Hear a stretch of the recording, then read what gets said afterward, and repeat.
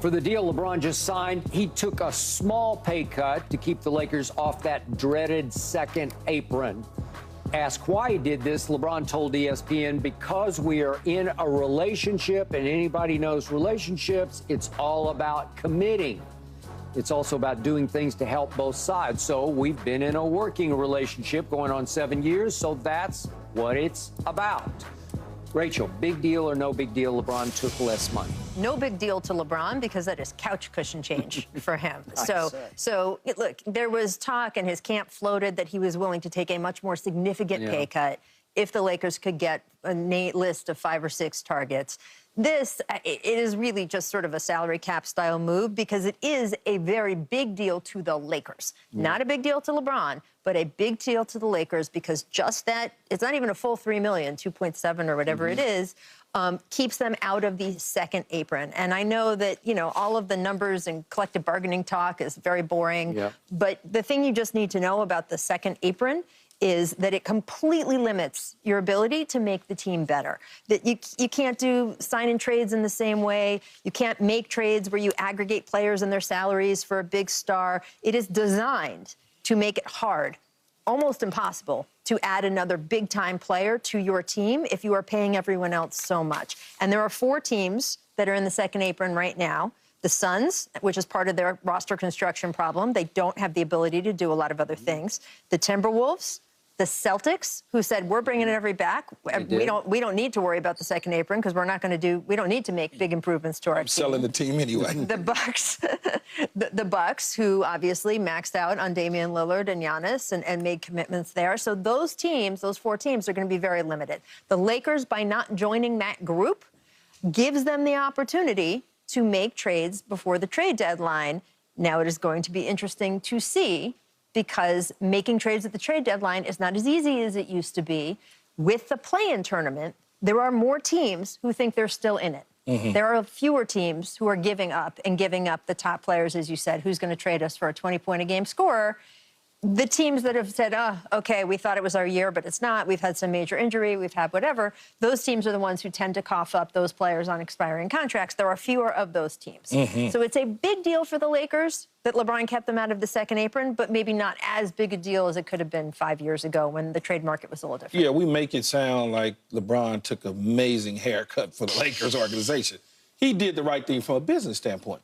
He's still basically making his money and keeping them, like you said, from the second apron where they don't have to worry about it. Now there's no restrictions in the future on draft picks. They don't have to worry about any of those sort of things. And that's what you do. I'm sure this was part of the plan the entire way. Hey, if I sign back, here's what we got to do. We got to do this. This is what we need you to do, and this is what we're going to do. You know, so it's simple and easy. Now, if you told me that he did this with the idea of them going out there solely to go attract a player in free agency like it was reported, and it didn't happen, now you're dealing with a different type of problem, which they haven't gotten anybody in free agency, although it was reported that he's only taking a pay cut so that the Lakers could improve by getting a third sort of kind of superstar, and they failed to do that just yet. I don't think LeBron James is going to look at it and say, oh, well, $2.6 million I gave up. I could have hurt the Lakers. They didn't do what I said, because they're going to certainly go out there and try. Now, who's that player that's available that a team that's at the bottom says, we're willing to trade you, give us this, this, this, and this, because we're in a rebuilding situation. You mentioned those 4 teams. Basically, all those 4 teams is young except the Suns, right? Because of Bradley and because of Durant. Otherwise, Boston's young. Minnesota's relatively young. They still a young team, although Cat is a little older and Rudy, but they're young. They're not on, like, the back end of their careers. Except for Horford and Boston. Horford and Boston, but that's it. But that core group that they spent all that money on, them dudes, they got a long ways to go to keep playing basketball so far. But it's a great move for the Lakers, like you said, Rachel. Now they just got to go out there and find out what to do with this $2.6 million that he gave back. Okay, just for the record, next year LeBron James will make $50 million, $677,500, okay? So it's $50,677,500. It's still pretty great money. So he did take somewhat less. You could sort of take it half and half, so because it's a 2-year deal, although it's his option on the second year. Smart move. Because, I don't know, who knows what could happen in a year, and that's what Rich Paul is thinking. Well, who knows what could happen? Let's keep our options open so it's sort of still just a 1-year deal. Keeps pressure on the team. It keeps pressure on the team. So it's 2.7, and you take it half and half, so it's about 1.35 per year that he took the haircut on. It's money down between the cushions of the couch to him. And yet, they trumpeted it because, in part, he has gotten criticized, often by me, over the last X years since that first year in Miami. Why don't you take something? You're a billionaire. Why don't you take less money? And I keep bringing up something you don't want to hear, but Tim Duncan, those last 4 years, he went 10 million, 6, 6, and 6. Those were his salaries the last 4 years. 10 million, 6 Good million. for Tim. Okay.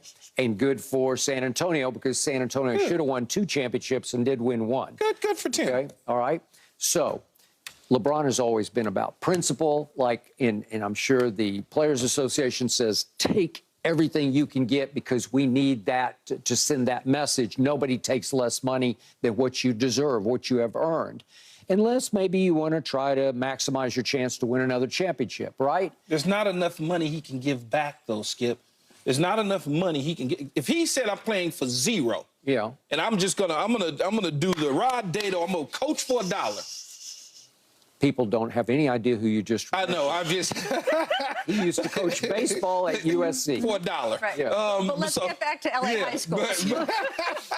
But when you think about it, if he took $0, though, Skip, they got to go what out if he there. took 10?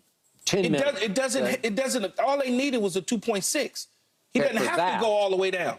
This was all about this. Everything he's doing is about the team and the organization and not being a repeater. Yeah. That's all it's about. This time around. This pay cut. Absolutely. And again, it is, look, I'm not going to turn my nose up at nearly $3 million, ever. But No. it is different for LeBron James when you were a billionaire. Yeah. So it is not a big deal to him. However, I think it's interesting that his camp floated this idea of he would take a more significant, a, quote, real pay cut if they got some of these other players. Now, by the way, that is a brilliant PR move because you get to look like the good guy. Thank you. And You're all crazy, man. No. I'm not saying he did it just for PR. I absolutely think he meant it. I'm just saying that it makes him look good. That would have had to have happened before all this started. Right. And that they didn't. But if he takes a significant pay cut, $0, let's just $0, take nothing, doesn't mean they're going to go out there and sign those players. No. Those players that got the 2 to tango, they got to want to come aboard. That's what LeBron said. They got to want to come aboard. Yeah. Well, and the teams. But you have a whole lot more money to throw at them, right? I don't know if you throw all that money, LeBron's money at them, if they don't go over the luxury tax again by doing that. I was going to say, so they'll be more limited if he took, look, they were trying to open up the mid-level exception for some of these other guys that we've been talking about. In some cases, it didn't turn out to be enough money. Some guys didn't want to come play here. All of that kind of stuff. LeBron James will never make as much money as he is worth to the Lakers and is worth to the NBA. Agreed. That is a fact. You could pay him $100 million a year, and he would still be, quote, underpaid. No, he's still the value. face of this league, and he's definitely the face of your franchise. It's different in the NFL, Skip, when because it's such a hard salary cap, that if not me, because I ain't doing it, but if somebody decided to take less money. Tom Brady? Again, if somebody decided to take less money, it now allows you to go sign players. You got that extra 17, 18, $20 million where you can now, that $20 million, you might be able to sign 5 or 6 players with $20 million, believe it or not. Yeah. Because they can stretch it around, they can move it around, they can play games with it, unlike the NBA. They can't do it. So no matter if he would have went to $0, they still would have had to go out there and try to convince somebody to come play for him.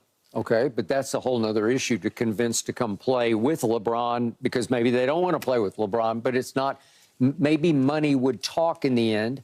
I mean, theoretically, if he took $0, could you make a play for Paul George? I mean, you can't take $0. Well, you know what I mean. I mean, far less than 150. Right. Yes. I mean, or 101 You're or absolutely whatever right it was. about the NBA rules, though, because you can sign your own players for more money. Yeah. So how much money he gave back does not necessarily translate as a one-to-one into how much money they can have going out I understand. to a new person. But yes, if he took a significant pay cut, could they have had more money to throw at some of these guys? Yes.